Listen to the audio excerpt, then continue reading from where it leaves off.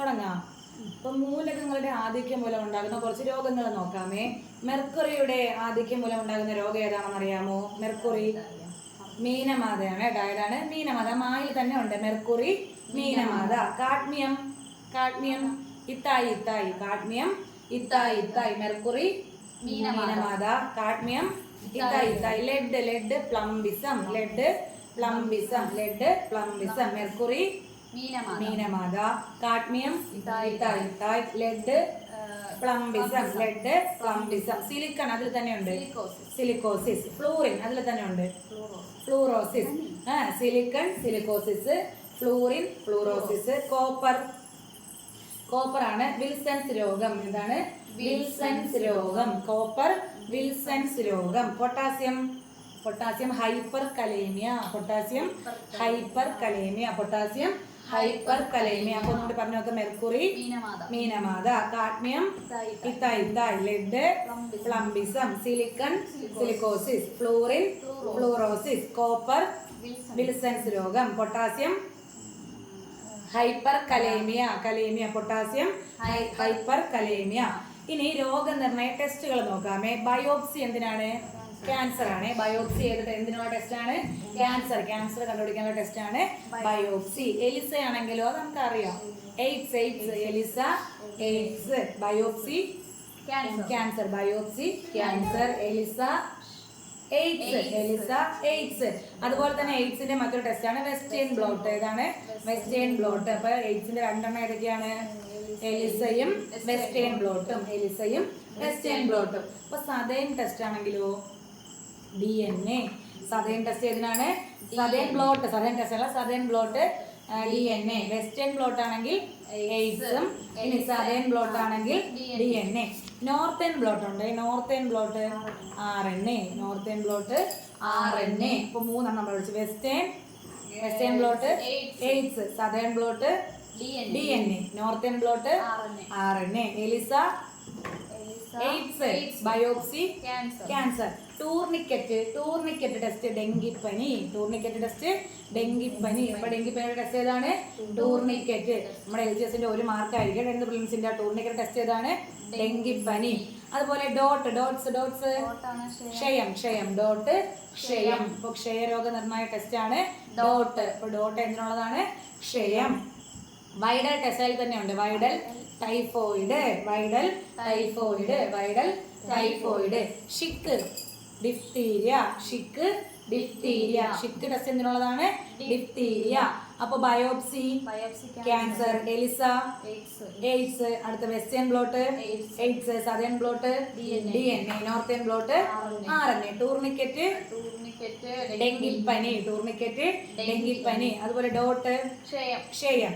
Widal typhoid. Schick diphtheria.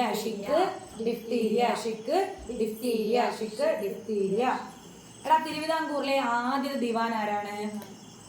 Arumugam പിള്ളയാണ്. തിരുവിതാംകൂറിലെ ആദ്യത്തെ ദിവാൻ ആരാണ്? അറുമുഖം പിള്ള. തിരുവിതാംകൂറിലെ ആദ്യ ദിവാൻ ആരാണ്? അറുമുഖം പിള്ള. എന്നാൽ തിരുവിതാംകൂറിലെ ആദ്യത്തെ അഹിന്ദുവായ, അതായത് ഹിന്ദു അല്ലാത്ത ദിവാൻ ആരാണ്? മൺട്രോ. ആരാണ്? മൺട്രോ. അപ്പോ അറുമുഖം പിള്ള ആരാണ്? അറുമുഖം പിള്ള തിരുവിതാംകൂറിലെ ആദ്യ ദിവാൻ ചോദിച്ചാൽ അറുമുഖം പിള്ള. ഇനി തിരുവിതാംകൂറിലെ ആദ്യത്തെ അഹിന്ദുവായ ദിവാൻ ചോദിച്ചാൽ മൺട്രോ. അഹിന്ദുവായ ദിവാൻ ആരാണ്? മൺട്രോ.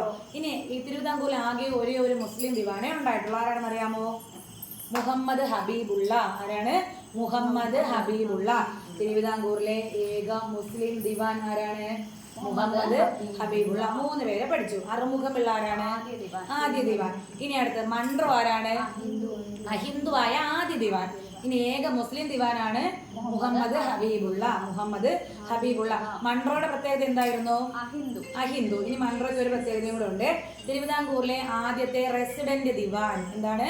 തിരുവിതാംകൂറിലെ ആദ്യത്തെ റെസിഡന്റ് ദിവാൻ. അപ്പൊ മൺട്രോയ്ക്ക് 2 പ്രത്യേകത പഠിച്ചു. ഒന്ന് എന്തായിരുന്നു? അഹിന്ദുവായ ആദ്യ ദിവാൻ. തിരുവിതാംകൂറിലെ അഹിന്ദുവായ ആദ്യ ദിവാൻ മൺട്രോയാണ്. അതുപോലെ തിരുവിതാംകൂറിന്റെ ആദ്യത്തെ റെസിഡന്റ് ദിവാൻ ആരാണ്? മൺട്രോ. റെസിഡന്റ് ദിവാൻ ആരാണ്? മൺട്രോ. എന്നാൽ തിരുവിതാംകൂറിലെ ആദ്യ റെസിഡന്റ് എന്നാണ് ക്വസ്റ്റ്യൻ എങ്കിലോ റെസിഡന്റ് മെക്കാളെ.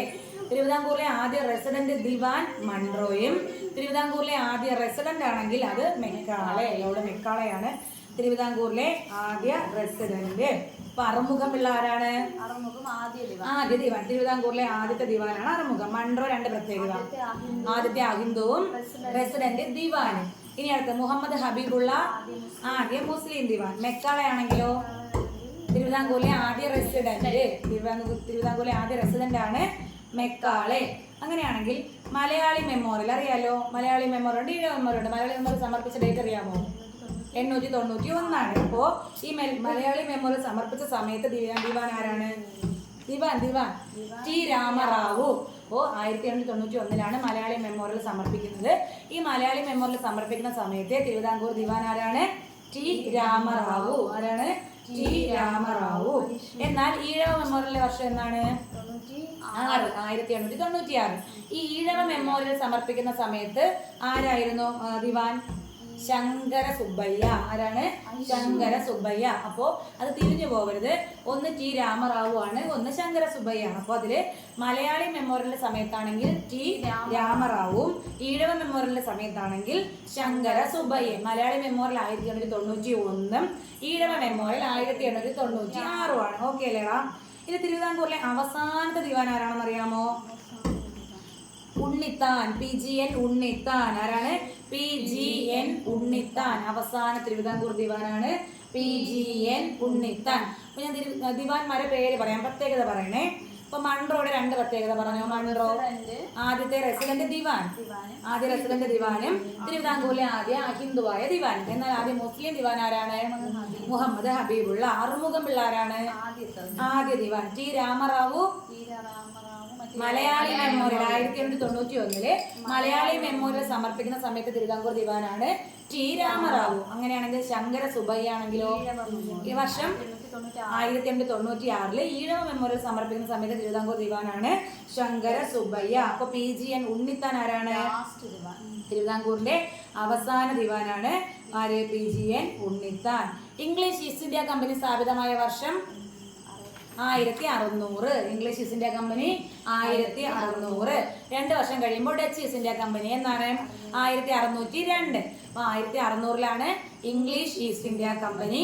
അതുപോലെ അടുത്ത ഡച്ച് ഈസ്റ്റ് ഇന്ത്യ കമ്പനി ആണെങ്കിൽ 1602.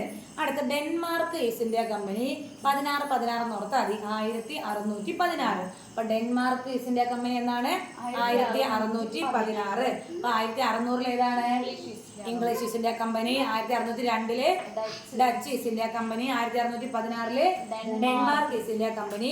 ഇനി പോർച്ചുഗീസ് ഈസ്റ്റ് ഇന്ത്യ കമ്പനി 1622 ആദ്യം അവന്മാര് വന്നെങ്കിലും ഈസ്റ്റ് ഇന്ത്യ കമ്പനി സ്ഥാപിക്കുന്നത് പിന്നീടാണ് കേട്ടോ, 1628. അപ്പൊ പോർച്ചുഗീസ് ഈസ്റ്റ് ഇന്ത്യ കമ്പനി എന്നാണ് 1628. ഫ്രഞ്ച് ഈസ്റ്റ് ഇന്ത്യ കമ്പനി എന്നാണ്, അത് കുറച്ചും കൂടി കഴിഞ്ഞിട്ടാണ്, 1664 എന്നാണ് 1664. ഏത്? French east India company. അവസാനം സ്വീഡിഷ് ഈസ്റ്റ് ഇന്ത്യ കമ്പനിയെ കൂടി പഠിക്കുക, അത് 1731. സ്വീഡിഷ് ഈസ്റ്റ് ഇന്ത്യ കമ്പനി എന്നാണ് 1731. അപ്പൊ പറഞ്ഞ 1600 ഏതാണ്? English east India company. 1602 Dutch east India company. 1616 Denmark east India company. 1628 Portuguese east India company. 1664 French east India company. 1731 Swedish east India company. അപ്പൊ English east India കമ്പനിയുടെ വർഷം പറ? 1600. Dutch 1602. Denmark 1616. Portuguese 1628. French 1664. Swedish east India company 1731. 1731. ഇനി നമ്മുടെ കേരളത്തിലെ ഏറ്റവും വലിയ മണ്ഡലം ഏറ്റവും വലിയ മണ്ഡലം ഏതാണെന്ന് അറിയാമോ? ലോക്സഭാ മണ്ഡലം ആയിരിക്കും. ഉടുമ്പൻചോലയാണ്. ഏതാണ്? ഉടുമ്പൻചോല. എന്നാൽ കേരളത്തിലെ ഏറ്റവും കൂടുതൽ വോട്ടർമാരുള്ള മണ്ഡലം ഏതാണ്? കേരളത്തിലെ ഏറ്റവും കൂടുതൽ വോട്ടർമാരുള്ള മണ്ഡലം ഏതാണെന്ന് അറിയാമോ? കുന്നമംഗലമാണ് കേട്ടോ, കുന്നമംഗലം. കേരളത്തിൽ എത്ര നിയമസഭാ സീറ്റുകളുണ്ട്? 140. കേരളത്തിൽ എത്ര നിയമസഭാ സീറ്റുകളുണ്ട്? 140. വോട്ട് ചെയ്യാനുള്ള പ്രായം എത്രയാണ്? 18. MLA ആവണമെങ്കിലോ 25. കേരളത്തിലെ പട്ടികജാതി സംവരണ മണ്ഡലങ്ങൾ എത്രയാണ്? പട്ടികജാതി ജാതി 14, പട്ടിക വർഗമാണ് 2. അപ്പൊ കേരളത്തിലെ പട്ടിക ജാതി സംവരണ മണ്ഡലങ്ങൾ എത്രയാണ്? 14. പട്ടിക ജാതി സംവരണ മണ്ഡലം 14. പട്ടിക വർഗ സംവരണ മണ്ഡലമാണ് 2. പട്ടിക വർഗ സംവരണ മണ്ഡലമാണ് 2. ഏറ്റവും കൂടുതൽ നിയമസഭാ മണ്ഡലങ്ങളുള്ള ജില്ല ഏതായിരിക്കും? മലപ്പുറമാണ്. ഏറ്റവും കൂടുതൽ നിയമസഭാ മണ്ഡലങ്ങളുള്ള ജില്ല ഏതാണ്? മലപ്പുറം. അപ്പൊ ഏറ്റവും കുറവ് എവിടെയായിരിക്കും? വയനാട്. അപ്പൊ ഏറ്റവും കൂടുതൽ നിയമസഭാ മണ്ഡലങ്ങളുള്ളത് മലപ്പുറം, ഏറ്റവും കുറവാണെങ്കിൽ വയനാട്.